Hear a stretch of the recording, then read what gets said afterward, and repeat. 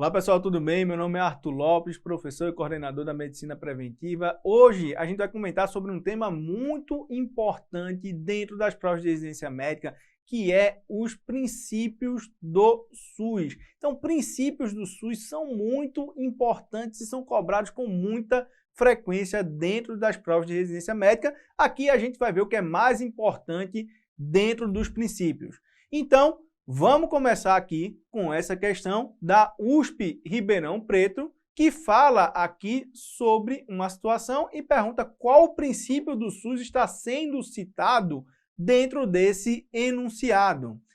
Então, quando a gente fala de princípios do SUS, a gente divide em dois grandes grupos, que são os princípios ético-doutrinários e os princípios organizacionais operativos, que também são chamados de diretrizes do SUS.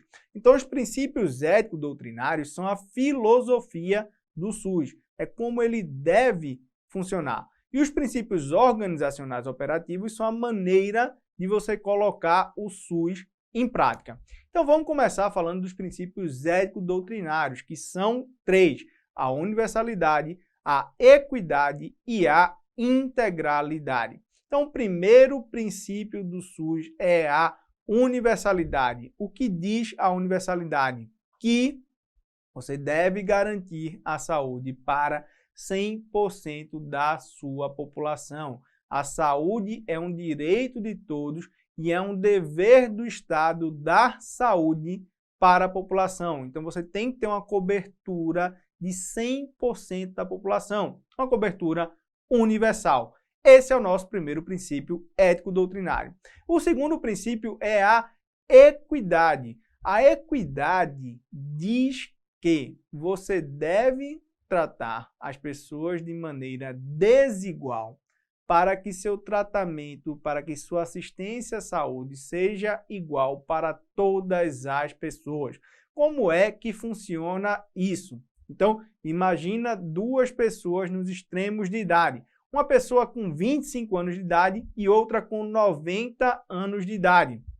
Essa pessoa de 90 anos de idade, ela vai ter algumas comorbidades, ela vai ter mais necessidades de saúde, mais necessidades de assistência à saúde do que uma pessoa de 25 anos de idade que é saudável, que não tem nenhuma morbidade. Então, você vai dar mais assistência a essa pessoa idosa, você vai ter mais consultas, você vai gastar mais dinheiro com ela para que no final a assistência à saúde seja igual para os dois. Então, a pessoa que tem mais necessidade vai receber mais atenção. Então, isso é tratar desigual para ser igual. Isso é a equidade.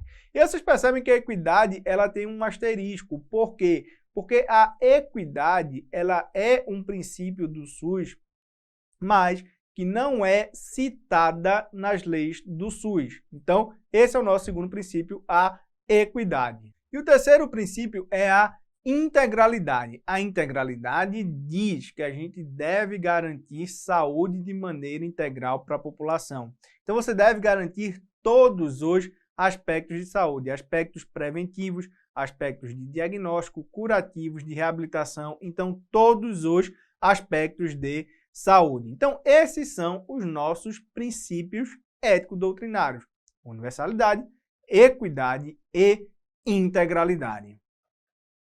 Então, na questão aqui da USP Ribeirão Preto, ele fala que os agentes comunitários de saúde, eles fizeram o cadastro da população da área de abrangência da unidade de saúde da família e eles identificaram que 33% daquelas pessoas tinham plano de saúde suplementar.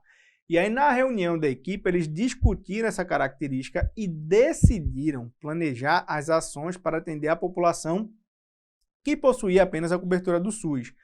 Esta decisão da equipe pode ferir principalmente que princípio doutrinário do SUS.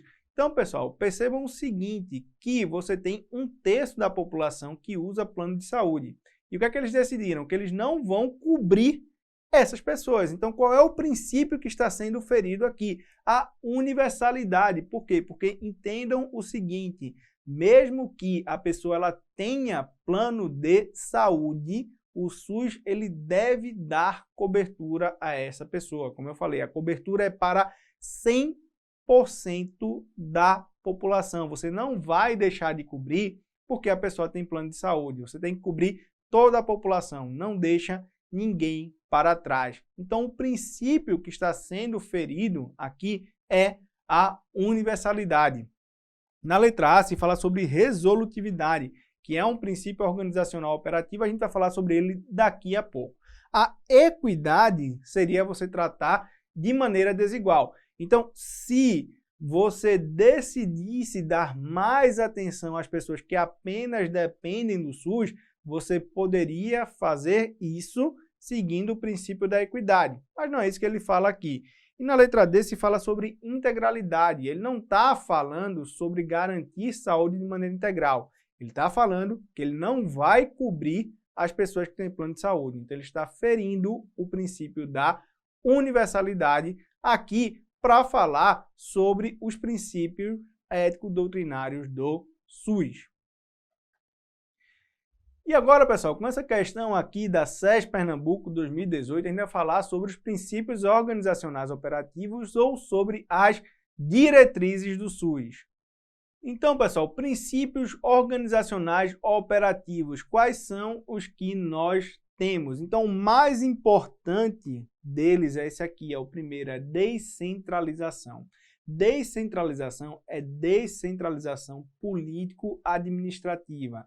Então, a gestão do SUS ela é compartilhada entre as 3 esferas de governo, entre município, estados e a União. Porém, você descentraliza o poder com o SUS para colocar o poder mais próximo da população. É você dar mais poder ao município, por quê? Porque ele sabe das suas necessidades de saúde e vai poder garantir uma melhor assistência à saúde. Então, a descentralização é descentralização político-administrativa. Um outro critério, um outro princípio organizacional é a regionalização.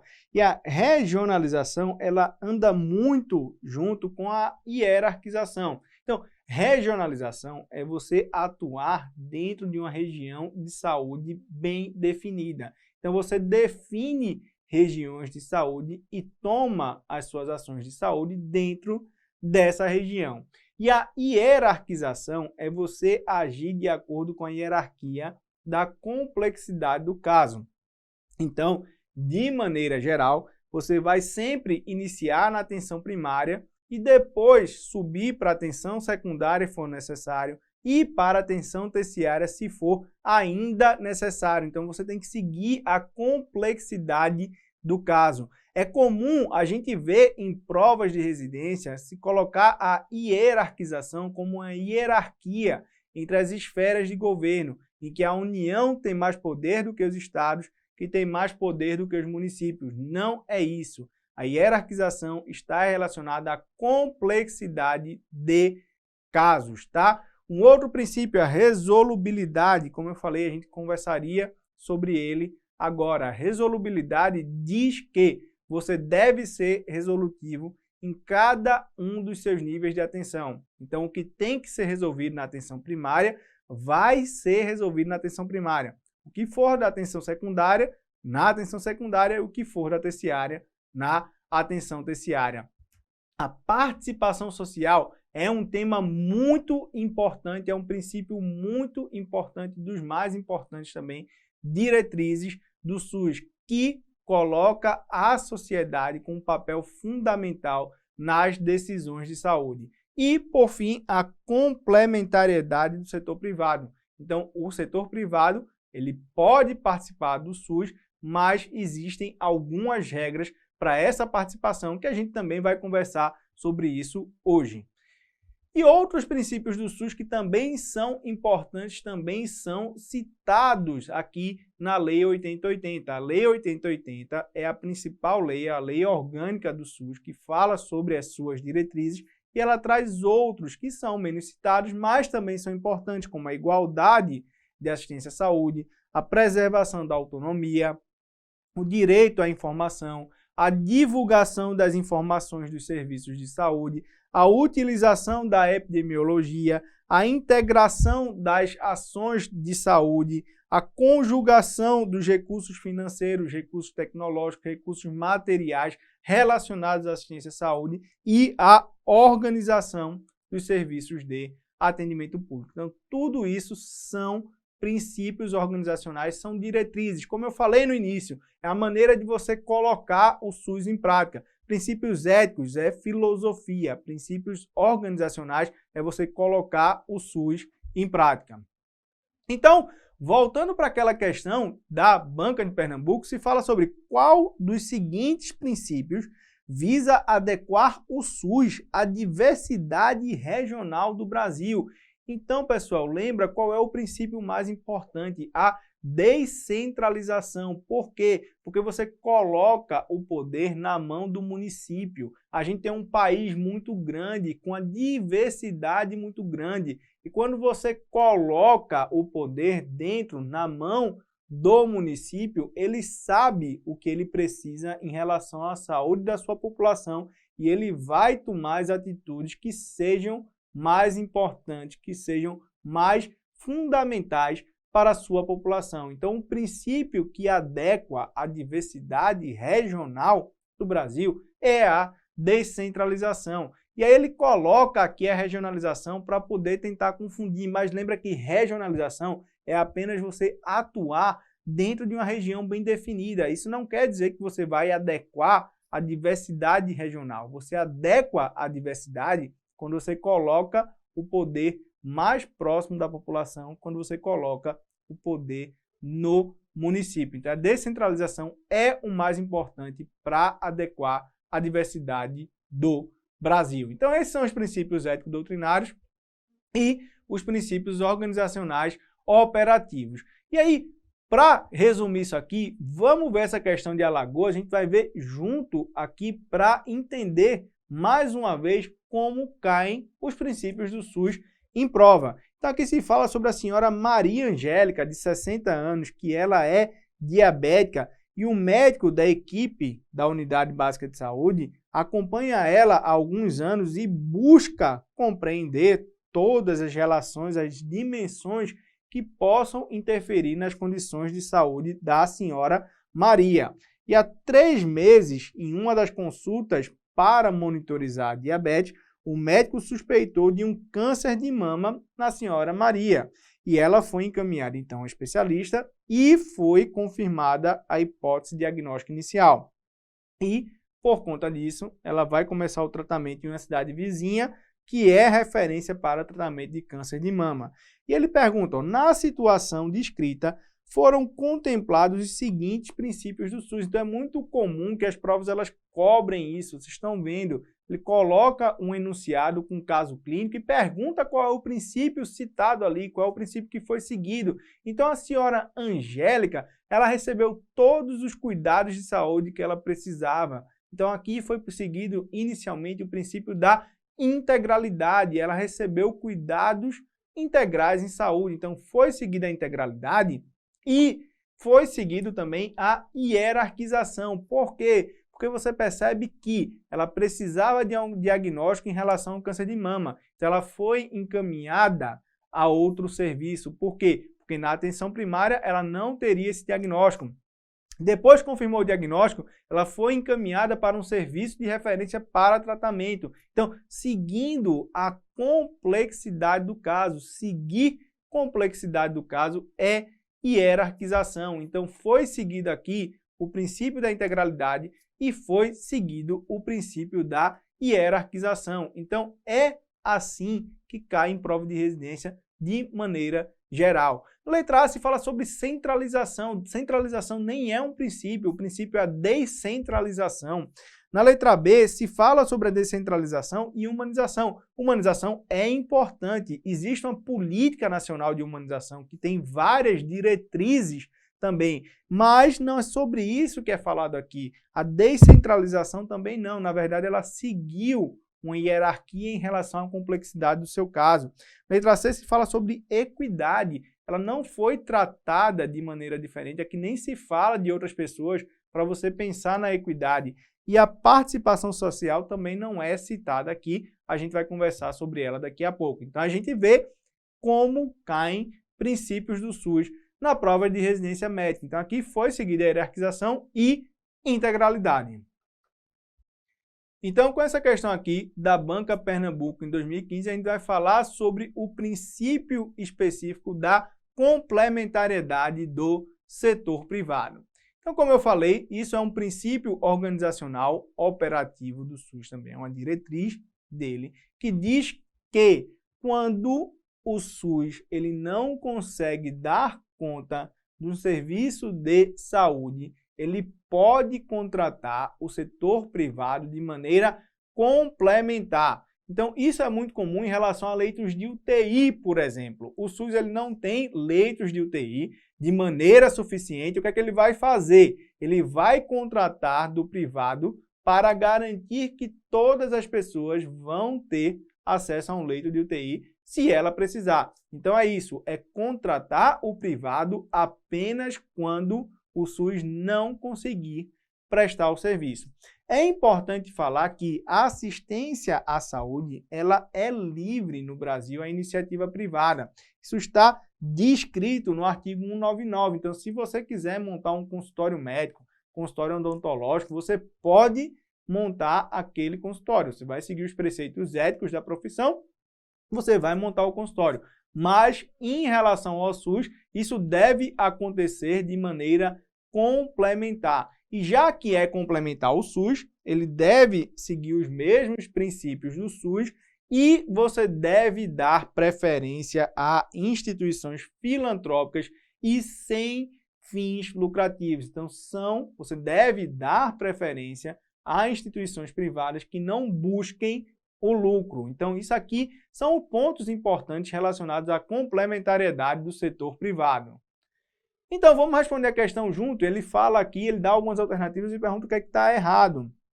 Na letra A, ele fala que a preferência para instituições filantrópicas é sim, a preferência é para instituições filantrópicas e sem fins lucrativos. Na letra B, ele fala que os serviços contratados vão se submeter às normas técnicas e administrativas e aos princípios e diretrizes do SUS. Também está correto, é um serviço privado, mas que está trabalhando para o SUS. Então, ele vai seguir as mesmas regras do SUS.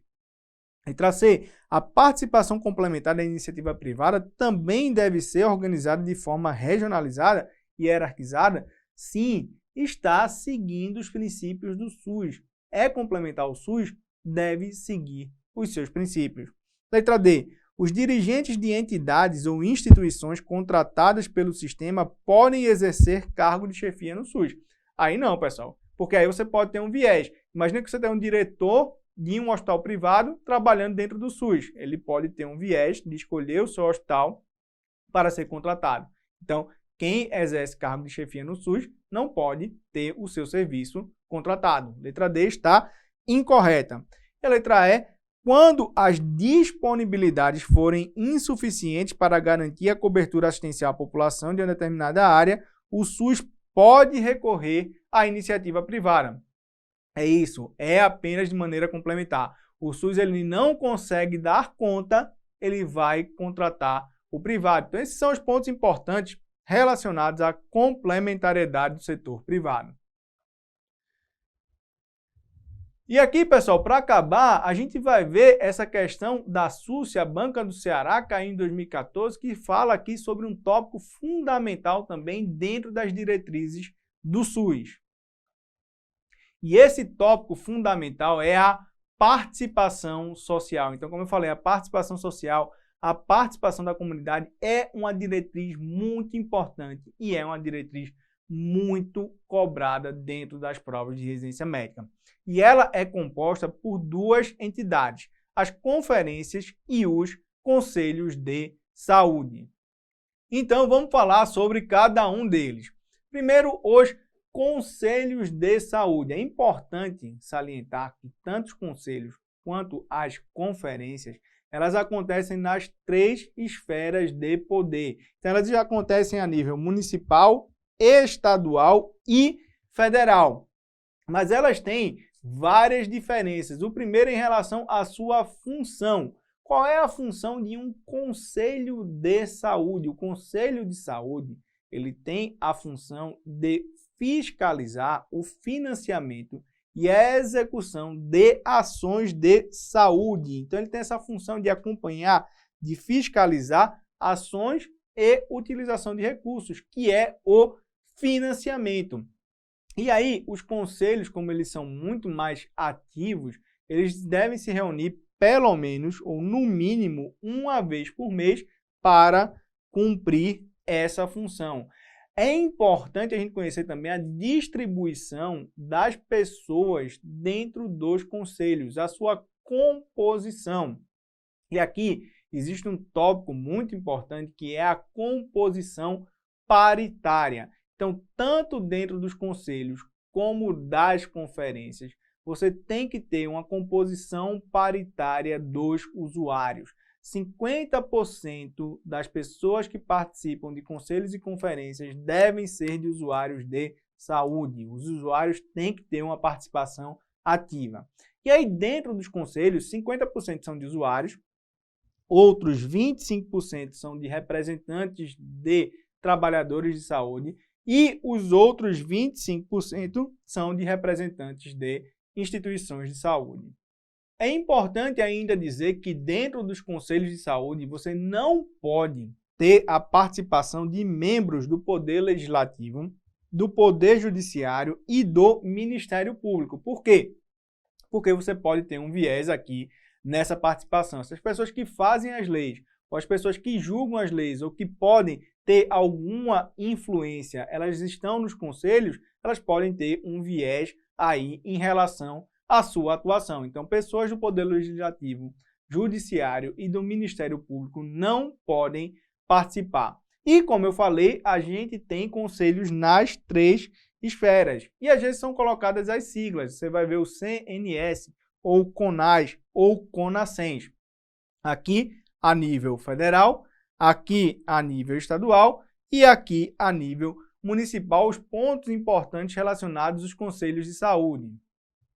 E as conferências, como eu falei, também existem a nível estadual, federal e municipal. E qual é a função das conferências? Se os conselhos têm aquele papel ativo de fiscalização de ações de financiamento, as conferências de saúde elas vão propor diretrizes de saúde, políticas públicas de saúde. E aí elas vão se reunir a cada 4 anos. Então, se os conselhos se reúnem no mínimo uma vez por mês, as conferências devem se reunir a cada 4 anos para propor políticas públicas, diretrizes de saúde. E, como eu falei, eles também têm que ter uma composição paritária de usuários. 50% tem que ser de usuários dentro das conferências de saúde. Então, para a gente fechar aqui, questão da SUS, se fala sobre a Secretaria Municipal de Saúde que ela deseja ampliar o horário de funcionamento das unidades de saúde da família para melhorar o acesso da população. E aí foi solicitado às equipes que elaborassem uma proposta para que a unidade funcionasse de 7 às 19 horas, de segunda a sexta. O Conselho Local de Saúde da unidade realizou uma reunião para aprovar um novo horário de funcionamento proposto pelas equipes. Você pergunta, qual o princípio organizativo do SUS está sendo aplicado nessa situação? Então, a população ela foi questionada, a população participou dessa mudança de horário. A equipe sugeriu essa ampliação do horário e o conselho ele foi buscado para aprovar essa nova situação. Então, aqui a gente vê a participação social, a participação da comunidade, que é um princípio muito importante, é um princípio muito cobrado. As questões relacionadas à composição paritária, a qual é a função do conselho, qual é a função da conferência, tudo isso é muito cobrado dentro das provas de residência médica. Então aqui foi falado sobre a participação popular, ou participação social, ou participação da comunidade. Tudo isso são sinônimos para descrever a participação da população no SUS. Então aqui a gente encerra os nossos princípios do SUS, a gente viu princípios ético-doutrinários, viu as diretrizes, os princípios organizacionais operativos, viu características mais importantes de cada um deles que são fundamentais para a prova de residência médica. Então, se vocês gostaram, curte aí o vídeo e para vocês continuarem seguindo as nossas atualizações.